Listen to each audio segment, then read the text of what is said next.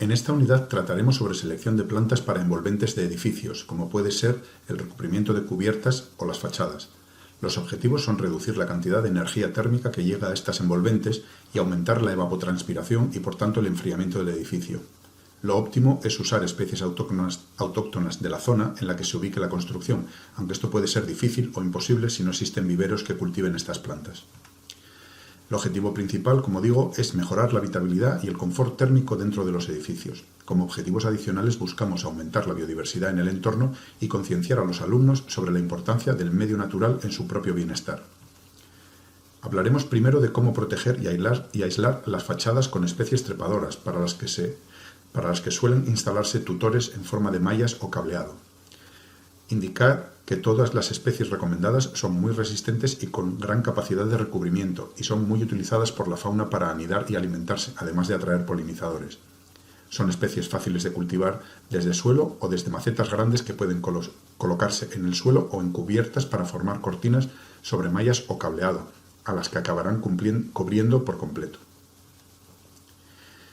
Empezaremos entre las especies recomendadas con las madreselvas, que son especies a las que les gusta el sol directo. Tienen una floración muy llamativa y las flores son muy olorosas. Hay especies autóctonas como Lonicera etrusca o Lonicera implexa que son fáciles de conseguir en viveros nacionales. La hiedra es otra especie muy buena para cubrir fachadas o pérgolas. Es nativa y fácil de conseguir en viveros. El jazmín estrellado es una especie con floración espectacular y muy olorosa, a la que le encanta el sol directo e intenso. Aunque es una especie asiática, no es invasora y puede utilizarse con seguridad. Con el nombre de parra virgen se denomina en castellano a dos especies distintas del género Parthenophysus. Son especies exóticas de hoja caduca muy utilizadas por las aves para nidificar y alimentarse. Estas especies tienen gran potencial de recubrimiento desde la primavera temprana hasta principios del invierno, por lo que pueden usarse en casos en los que queramos reducir el consumo de calefacción invernal. Aquí se aprecia cómo cultivarlas en macetas grandes situadas en el suelo o sobre plataformas elevadas. Otra especie autóctona perfecta para pérgolas es la vid, especie muy utilizada en los pueblos mediterráneos. Tiene hoja caduca, por la que debe estudiarse en dónde se pone, porque en el invierno no aislará las fachadas, aunque esto es algo que podríamos estar buscando intencionadamente para reducir el consumo de calefacción. La considero especialmente interesante para que no se pierda el conocimiento ancestral sobre su cultivo fuera de plantaciones industriales. En el caso de las cubiertas, el objetivo fundamental es conseguir un recubrimiento continuo de plantas que llamaremos cobertoras, que aíslen al edificio de las condiciones climáticas externas. Para aumentar el atractivo de estas cubiertas, usamos otras plantas que dan color, que atraen polinizadores o que contribuyen a aumentar la biodiversidad y complejidad visual de la cubierta, y que llamamos plantas acento. La selección de plantas depende por completo del lugar en el que vayamos a hacer la intervención, especialmente su clima y el nivel de precipitaciones, o si es factible técnica o económicamente regar. Dado que además actuamos sobre la cubierta, debemos asegurarnos de que su impermeabilidad y estabilidad no se verán afectadas. Toda plantación de este tipo implica la colocación de varias capas de elementos aislantes y de acumulación de agua sobre los que se extenderá un sustrato para la plantación. En concreto, y desde la cubierta hacia el exterior, las capas serán una lámina o una impermeabilización antirraíces.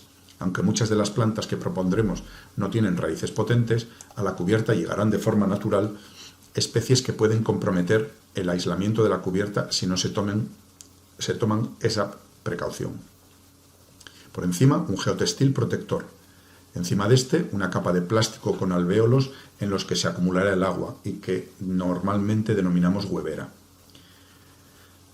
Por encima de esta, un geotextil de filtro que impide que el sustrato colmate la huevera y le impida cumplir su función.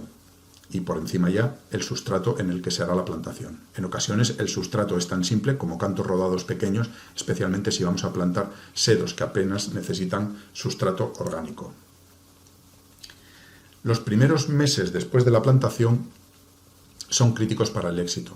Si se ha decidido no instalar riego automático, en los 2 primeros años deberemos hacer algún riego de verano para facilitar el establecimiento de las plantas. Entre las especies idóneas como cobertoras para cubiertas extensivas se encuentran varias especies del género Sedum. Todas son muy resistentes al sol intenso y a la sequía y tienen floraciones abundantes cuyo color depende de la especie concreta.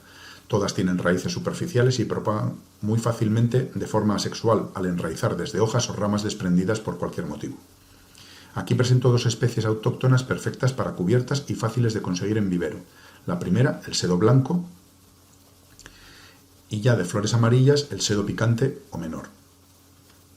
Otra especie muy resistente y poco exigente para su crecimiento es la arenilla, aunque algunas otras especies cobertoras autóctonas fáciles de encontrar en viveros son el tomillo, Thymus cigis, el serpol, Thymus pulegioides y el trébol, Trifolium subterraneum.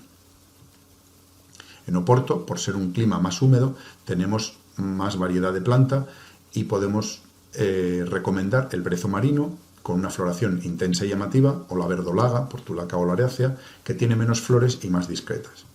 También la estrella de mar, Palenis maritima, y la manzanilla, Matricaria maritima, las dos con floraciones intensas y atractivas para polinizadores. Además de las especies cobertoras, y aunque éstas pueden tener floraciones intensas y llamativas, una cubierta será mucho más interesante y bonita si entremezclamos especies que aporten notas diferentes de color y estructura, disminuyendo la uniformidad y aumentando la biodiversidad. Entre las especies más interesantes como acentos tenemos las aquileas, con flores amarillas, anaranjadas, blancas, rosadas o rojas, todas ellas con floración larga y muy fragantes. Otras especies autóctonas que se pueden usar como acento y que se propagarán fácilmente son los ajos, como el Allium spherocephalum o el Allium schenoprasum. En Oporto también podemos usar como acento al Centranthus ruber, y a la botonera, Santolina rosmarinifolia. Finalmente, unas notas sobre algunos árboles de porte mediano o grande que podrían plantarse en los patios para sombrear. Los plantones deben tener un porte de al menos unos 15 centímetros de diámetro medido a 1,3 metros del suelo para que su formación no se vea comprometida.